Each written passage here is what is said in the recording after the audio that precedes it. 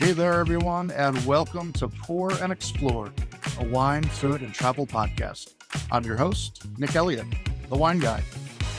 I'd love to be your go-to guide for all things wine, food, and the amazing places they take us. Here on Pour and Explore, we'll sip, savor, and wander through the exciting world of wine, discuss incredible cuisines, and uncover the stories behind unforgettable destinations. Each week, I'll bring you lively conversations with wine experts, chefs, travel pros, and fellow enthusiasts. We'll share practical tips, hilarious tales, and plenty of inspiration to fuel your next adventure. So grab a glass, pull up a chair, and join me as we pour, explore, and celebrate the good life. Let's dive in. Hey, flavor adventurers and fellow explorers. Welcome back to Pour and Explore, the podcast where wine meets wanderlust, and every episode is a passport to something delicious. I'm your host, Nick Elliott, certified sommelier, former winemaker, classically trained chef. I'm also a travel addict and your go-to guide for turning great sips and great trips into unforgettable stories. I'm so glad you're here. Now, if you've been hanging out with me for a while, you know that this show is as much about the why behind what we drink and where we go as it is about the what. That is really, really important to me. We go beyond the label, we go beyond the itinerary, and we get to the real juice, pardon the pun.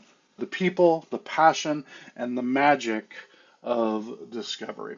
Today's guest is someone who embodies that spirit of discovery beautifully. She's also a solo travel. She's a digital entrepreneur. She's someone who calls herself, and I love this, perpetually curious. Angie Saint-YI is the founder of the Flexitarian Digest. It's a platform that helps others travel more mindfully, plan smarter, and embrace the joy of doing things their own way. And she's got stories. I can't wait for you to hear them. And so many great stories. In today's episode, we're going to dive into how solo travel became a form of self-care in motion. It's really very cool. The power of planning your own adventure, even if it's your first time. Why travel doesn't have to be expensive, and while hostels aren't always what you think they are, and how Angie turned her passion for exploration into a creative business that makes real impact. I'm going to be honest here, folks. This conversation lit me up. Angie reminded me that travel isn't always about the destination. Sometimes it's about the decision. The decision to say yes to yourself. Whether it's booking the ticket, trying that strange looking street food, or just carving out a space in your life to do something different. That is what we're going to get into today. We're also going to talk a little bit about some of the behind the scenes business talk, how she bootstrapped her first ebook, where she finds her inspiration. We're going to talk about how marketing your own brand is as much about being human as it is about strategy. Plus, if you're a tennis lover, we're going to talk a little bit about Wimbledon and how to subvert the system a little bit when it comes to enjoying that sports great right there. Converted lavatory coffee shops and how TikTok and Substack might just be the future of storytelling. This is one of those episodes that feels like sipping a wine with a good friend and getting inspired all over again. I'm so excited to bring it to you. So whether you're walking the dog, pouring a glass of Pinot, or scrolling through cheap flights on a Tuesday night, this episode is for you. All right, Angie, welcome to the show. Thank you so much for being here. Thanks so much for having me. I'm excited to be here. Absolutely, absolutely. So you and I spoke the other day, and we had a great conversation. Hopefully, you think so too. And I A definitely wanted plus. to have perfect. I wanted to have you on the show and talk about some of the very, very cool things that you're doing. You got a lot of stuff going on. You're not literally in Tuscany right now, but it looks like you are. But you make it a habit of traveling the world. So I and my guests would love to hear a little bit more about what you're doing. So I definitely appreciate you being on here today. So let's talk about travel. This show is all about wine. We talk about food. We talk about travel. And, for me, travel is the thing that brings all of those things together. It's going out and seeing something new, experience a different thing, and having new food and having new wine and having new drinks and meeting new people. All of these super fun things that you get to do while you're on the road. What inspired your love of travel? And do you remember the moment that you decided to take your first trip? Yeah, I mean, there's just so many things for me, like within travel. As you mentioned, just the collective of everything that travel brings, like, being able to try new foods, like meet new people, experience new cultures. But I think especially the biggest thing that I found throughout my traveling, it's really self-care in motion, just being able to get out of your comfort zone and especially doing solo travel.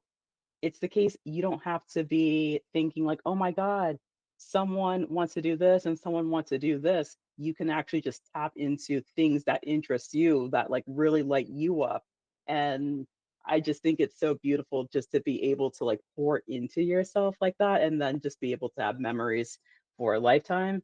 And in terms of my first trip, I've pretty much been traveling since I was, like, little, because we would always take family trips to Canada because I have family that lives in Montreal, so I would always be going on road trips to Montreal, or we lived in Delaware, so we would actually go, like, up and down the East Coast, and I was doing a lot of road trips early on, but it's really the case I hate being in cars for more than a couple hours, so I'm like, "Yeah, like, these road trips are fun, but I kinda wanna be on planes and I wanna go to other places," so I've been really blessed over 10 years of solo travel to actually be able to go both domestically and internationally to different places. That's fantastic. I love the idea, and this is the first time I've heard this, using travel as a form of self-care. I think that's a beautiful sentiment. I think it's a beautiful way to think about it. I talk on the show all the time about how important travel is, not only for your psyche and your body, but to get out there and have new experiences, to get out of your bubble, your comfort zone, if you will, and so on. But to look at all of those things as caring for yourself, I just absolutely love that notion. Absolutely love that notion. You talk about the fact that you've been traveling, since you were a child. Tell us, how do you think travel has changed over the years for you personally and maybe professionally? How has it changed in your eyes? I mean, and thinking about like travel as a child, it was Hmm. just something that was part of my everyday, pretty much seeing, like, the same kinda things, and I'm just like, "Okay," like, yeah, like, you buckle up and you go on the trips, like, you're not really thinking about much, like, when you're a kid, but then as, like, I was in college and, like, actually traveling on my own, then it did get different because I'm like, "Okay, I'm not going to the same places all the time," or if I am going to the same country, I don't wanna do the same things. I always, like, wanna be looking for something different to do, something to dig my teeth into accordingly, or I don't know, like, if it is something within my overall interest range, like, how many different things can I do in that interest range? And I think it's very, very interesting as well. Like, when I first started solo traveling, I felt like travel was a lot cheaper. Like, I could get more bang for my buck, even though, like, sometimes you would still get dinged on exchanges in certain countries. I still Hmm. felt like you could still do a lot of activities, but now whether it's a flight, whether it's like an accommodation or even an activity, you have to be more mindful of like, okay, I can't maybe do like 10 different activities. I really have to dwindle it down to like maybe two or three, or maybe I can't stay at this super nice hotel, but maybe I can opt for like a really nice boutique hostel or like a Sonder property. still get like a great experience, but I'm not breaking the bank on my accommodation or my flights or something like that. Yeah, absolutely. As in most things, travel, you do have to be budget conscious. There is travel available for everyone. I'm not going to say on every budget, but if it means, going to the next county over, or going to the big city in your state or something like that, I would hope that we would all be able to find, a way to be able to get out there and explore. And you're absolutely right. The budget does have a huge part in making those plans and something that we need to be conscious of. I definitely want to do a show sometime in the near future talking about building a budget around travel and what that might look like. So I've got some travel planners who are going to be coming on and talk about that. And I do want to talk about travel planning here in a second, but I think it's an important thing to talk about because you and I, we both love to travel, but our backgrounds in travel, I think, are a lot different. You've been traveling since you were a young child. I didn't leave the state of Pennsylvania. I didn't get on a plane until I was in my mid 20s. So for me, travel was not really a part of, my upbringing. And the reason that I'm bringing this up is now, I do go out and I travel the world. I'm going to France next month. I'm going to Germany at the end of the year. I'm going to New Zealand. Yeah, very exciting. And if you want to learn more about my wine trips, hit me up in the comments as you're listening to this. I've got some very cool wine trips coming up. But anyway, I digress. But the reason that I'm saying it is because when I talk to people about travel, I do get a lot of pushback on they're afraid to travel, or they're not sure if they can do it, or if they can afford it, or all of these things, these feelings that we have inside to keep us from doing something. And just to make that contrast between your experience with travel and my experience with travel is I just had to bite that bullet because a friend of mine said, "Hey, could I come out to a family wedding in Salt Lake City?" And I'm living in Philadelphia, and I'd never been on a plane before. It's like, oh my goodness. And I just had to, rip off that Band-Aid. And then next thing I Right. know, I was in Utah, and it's been nonstop travel ever since, for a good, 20 plus years. So, if you don't think that you can do it, you can do it. That's the point that I'm trying to make to the audience out there. So I really love that. So let's talk a little bit about travel planning. You started a little thing called the Flexitarian Digest, and that is your foray into helping people plan trips. You're still getting that off the ground. I want to talk a little bit about that, and I want to talk a little bit about your entrepreneurial experience with that as well, because as the world changes, things are becoming a little more. I did an episode a couple weeks ago that hopefully the audience heard that had to do with being a digital nomad. And I talked to Jasmine, and she's living in Albania now and having a great time. And she's a great entrepreneur and so on. So I'd like to talk a little bit about that with you as well. Making travel plans for yourself and for other people. Talk a little bit about that for me. Yeah, so it really started, I would probably say in 2015, the actual travel planning for myself, because I wanted to go to a tennis event in Cincinnati to see my favorite player, Roger Federer. And I had Mhm. really like never planned any trips for myself before, but I'm like, oh my God, this guy is really, really hard to see at an affordable price, but he loved playing in Cincinnati. So I basically was just like, okay, I'm putting boots to the ground and I started to plan. So I found like my flights. I was very active on Twitter at that time. So I linked up with some tennis people. I got my accommodation sorted. And then the activity was just going to be going to the tournament. So that was really like my first official travel planning experience from start to finish. And the event was amazing. And I felt like after that, I could have just been like, okay, I finally saw my favorite player. It could all end here. But it was just so amazing, like, to actually get over that hump of like, well, like maybe I do have to go to an agency or I do have to like do this kind of thing to be able to go on trips. But just getting that empowerment of doing it on my own, I was like, oh my God, I can do so much more. Like even Mhm. outside of tennis, I can just experience all the things. So from that trip on, then I planned a trip to go to Canada on my own. And then in 2017, that's when I made like my first big international trip to London, and I planned everything from start to finish.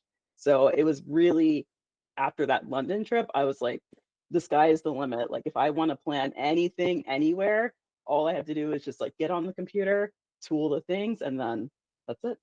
Fantastic. You started maybe spun off a little side hustle, a little side business, from this, and you're building that up. As an entrepreneur, starting something from scratch, because I've done it myself in multiple businesses. My wife has done it for herself in multiple businesses, so I know what goes into it. But I'd love to hear your take on what it takes to start a business, from that entrepreneurial side. Give our listeners a couple little bullet points of what you found most important of getting your business off the ground. Yeah, for sure. So I think one of the biggest things was just like investing in like any kind of certification course. So like whether that's like a digital marketing course, a business course, just to get those base framework things of being able to, go through the process of like what the customer journey is like, kind of narrowing down like what your niche is going to be, like what you want your brand to be like, your voice to be like.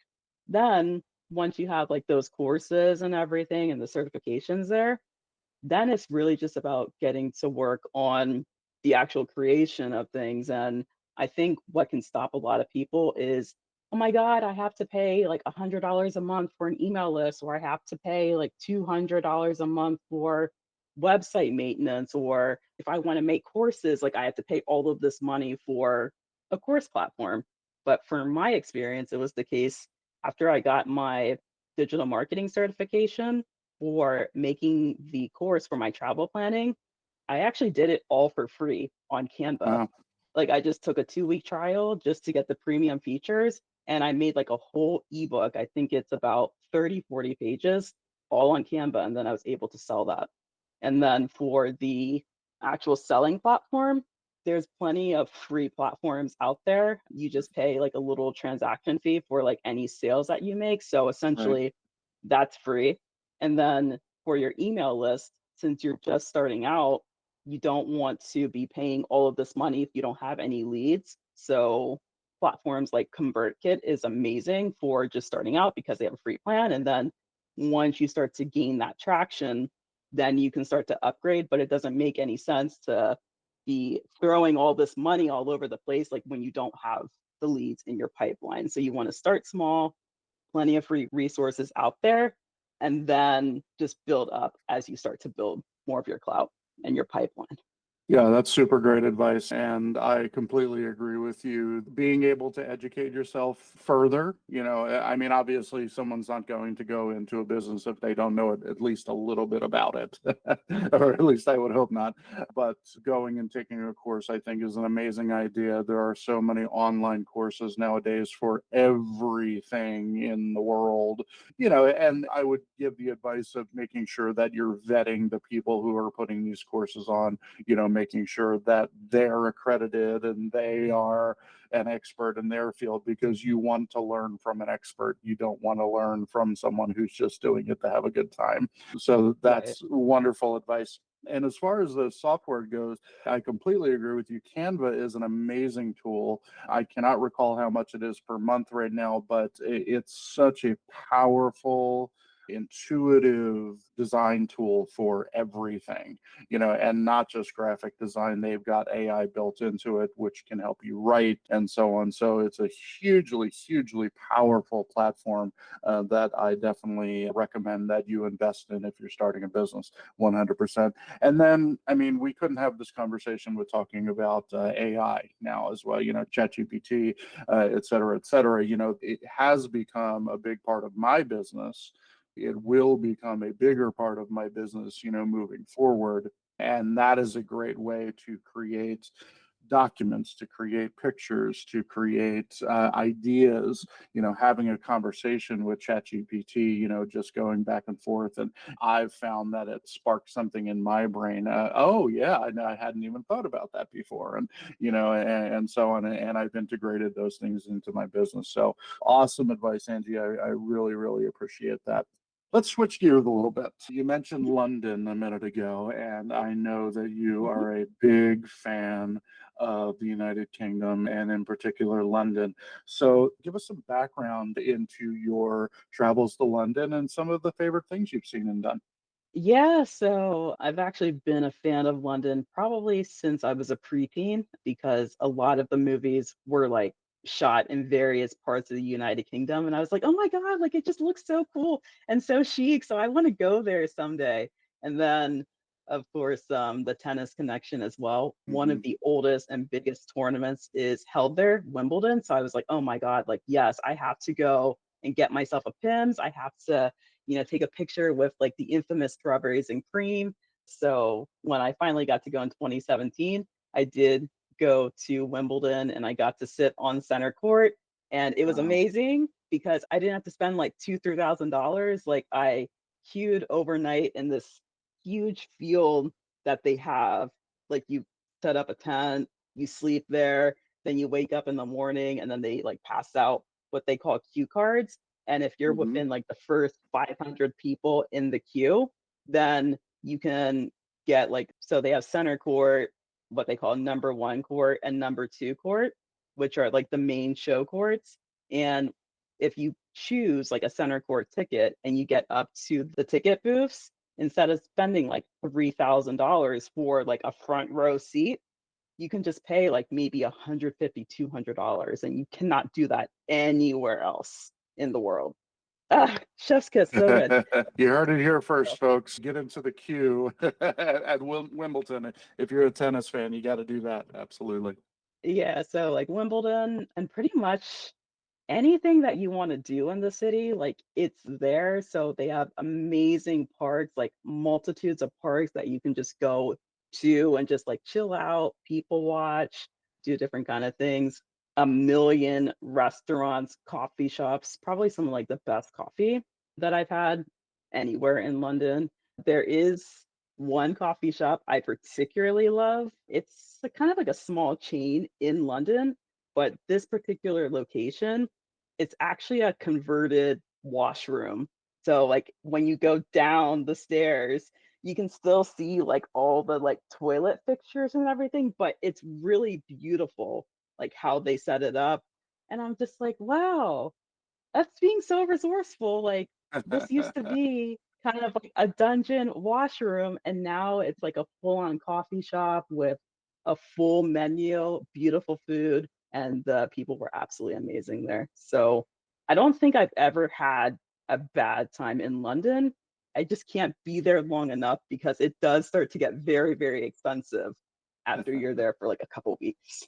Yeah, yeah, I would imagine so. I mean, just like any big city, we're going to be in Paris for about 5 days before we head off to Bordeaux next month, and it can get expensive. Absolutely, so be mindful of. I loved your idea earlier of staying in a hostel, or something like that. If you're into that kind of thing, you can certainly do that. I'll be traveling with my wife.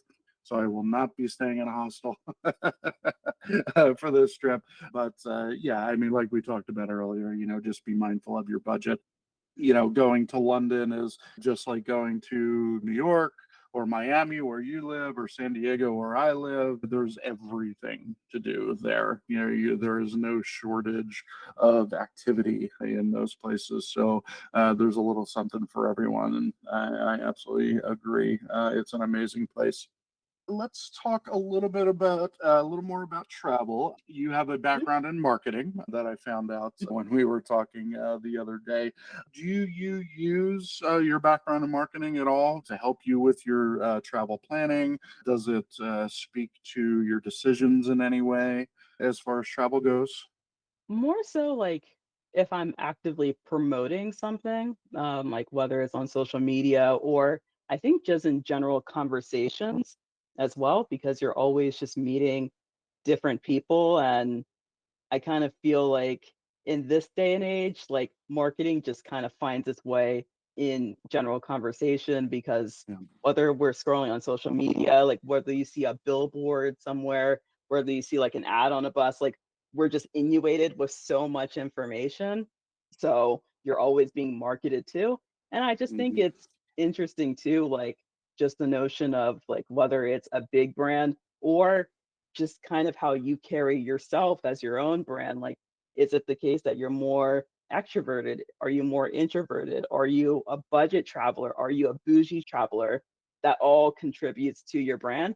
And it just makes for like some really interesting conversations too, especially like if you're putting yourself out there for, I don't know, like blind activities or something or group trips, you're meshing with a lot of different people. And I just think it's really cool to be able to have those different kind of conversations and see how things converge.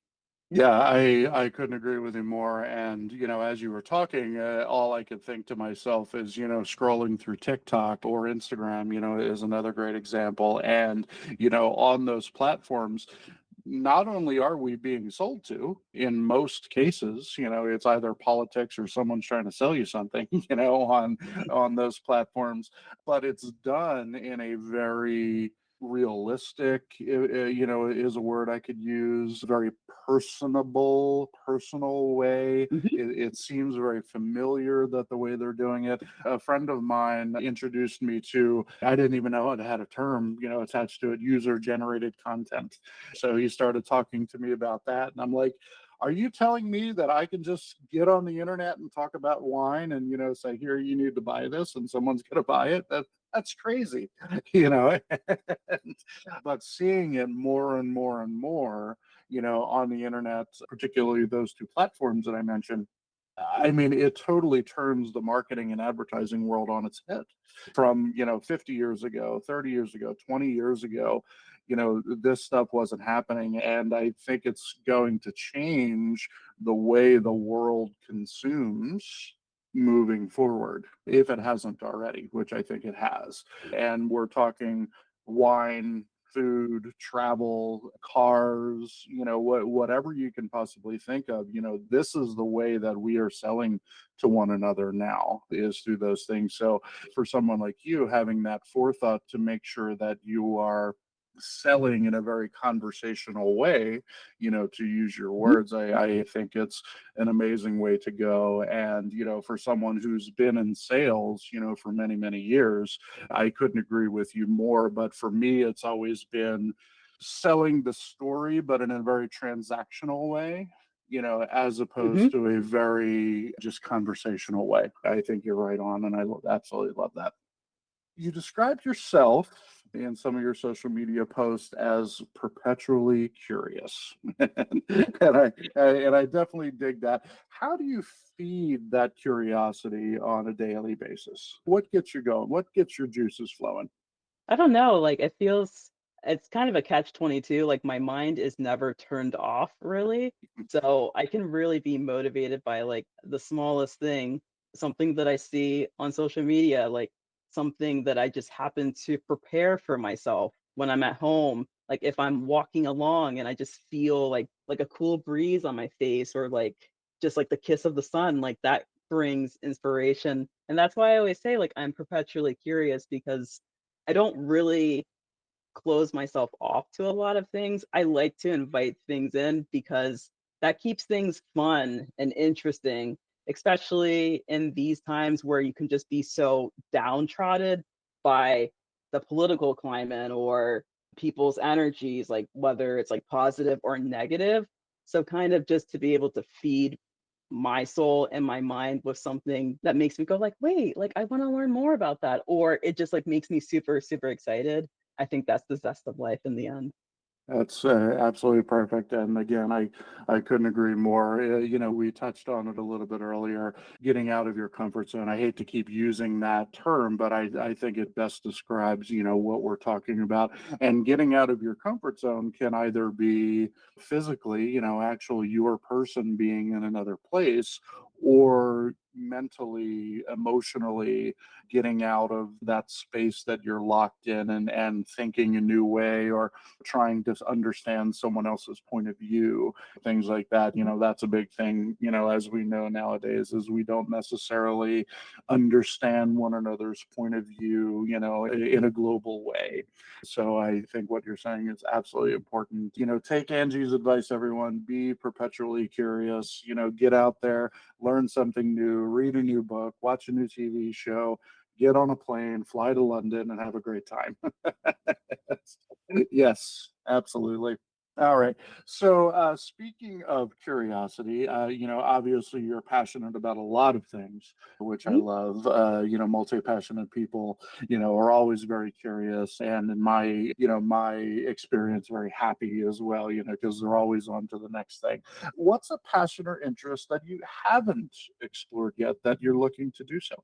Ooh, I probably would say, like, I've done a little bit of writing, like, for my own blog, but maybe, like, more professional writing in terms of, like, actually, like, writing travel articles for magazines or being, like, a guest contributor for, like, a company or so.